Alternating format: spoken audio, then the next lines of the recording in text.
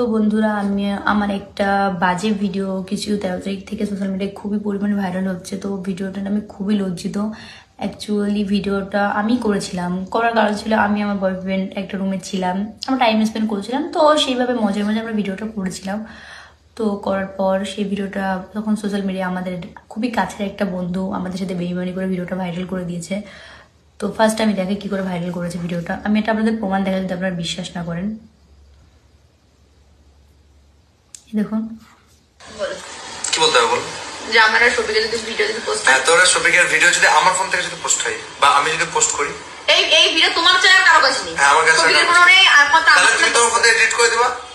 হ্যাঁ হ্যাঁ হ্যাঁ, তাহলে ভিডিও তো বলো যে আমার ভিডিওটা করার পরে তুমি এডিট করবে। হ্যাঁ, তোমার ভিডিও করার পরে সব এডিট করে দেবো। হ্যাঁ, তো এডিট করবো মানে তোমার কোনো জিম্মেদারি নেই, টোটাল জিম্মেদারি আমার, তাই তো? তাহলে এই ভিডিও যদি পোস্ট হয় তার জন্য তাই আমি রুবেল, আমি বলে দেবো। তো এই হচ্ছে রুবেল। এই রুবেল আমাদের খুব কাছের বন্ধু ছিল যে ভিডিওটা নিয়ে সোশ্যাল মিডিয়ায় পোস্ট করেছিল। তো আমি তার বিরুদ্ধে কালকে সাইবার ক্রাইমে কেস করে এসেছি অলরেডি। আর এনাদের সঙ্গে আরো 2 না 3 জন জড়িত ছিল, তাদের বিরুদ্ধে আমি কেস করে এসেছি। তো কেস করে আসলে তারা আইনের জায়গাটা নিচ্ছে। তো আমি তারপরও বলছি যে ভিডিওটার জন্য আমি অনেকই দুঃখিত, কিন্তু ভিডিওটা যেহেতু আমার মান সম্মান বা আমার ইজ্জত নিয়ে খেলা হয়েছে, সেহেতু ছেলেটাকে তো আমি ছাড়বই না। ছেলেটাকে নিয়ে আমি কালকে আবার যাব ওদের যে বাড়ি, যেখানে ওই থানায় একটা ওর ভিতরে একটা কেস করতে।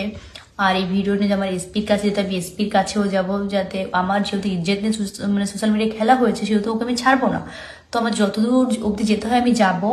আর তারপরে একটা কথা আমি বলেছি, আমি আপনারা যদি বলেন যে ওই ভিডিওটা ওদের, আর সব থেকে বড় কথা, ভিডিওটা ওদের বাড়িতেই করা হয়েছিল। ওই ভিডিওটা ওদের বাড়িতে, আমি ওদের বাড়িতে থাকতাম, আমরা ভিডিও করতাম একসঙ্গে, আমি, ও, শফিক, সবাই আমরা একসঙ্গে ভিডিও করতাম। তো ভিডিওটা ওদের বাড়িতেই করা হয়েছে। আর ওর বাপ মা বা ওর বোন, ওর বউ সবাই জানে ব্যাপারটা, সবাই হয়তো ওকে হেল্প করেছে। আর আমি যেহেতু ওর বিরুদ্ধে কেস করব, সেই কেস করাতে রুবেল, যদি তুমি মনে করো তুমি পালিয়ে যাবে, আমি তোমার বিরুদ্ধে একার নামে কেস করবো না। আমি তোমার বাবা মা, তোমার বোন, তোমার জামাইবাবু, তারপর তোমার বউ, আমি সবার নামেই কেস করবো যে তুমি একা পালিয়ে যাবা। তুমি আমার মান সম্মান নিয়ে, আমার ইজ্জতে সোশ্যাল মিডিয়ায় কোনো মান সম্মান রাখোনি।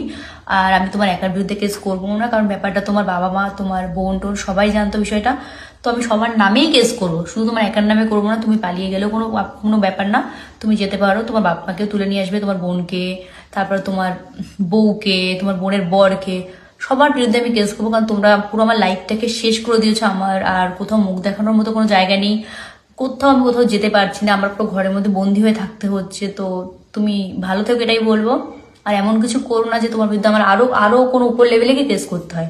যতদূর করার আমি করছি, কারণ তোমাকে আমি কোনো কিছু বিনিময়ে তোমাকে আমি ছাড়ছি না। যত দূর অব্দি যাবো, তোমাকে নিয়ে যত দূর অব্দি যেতে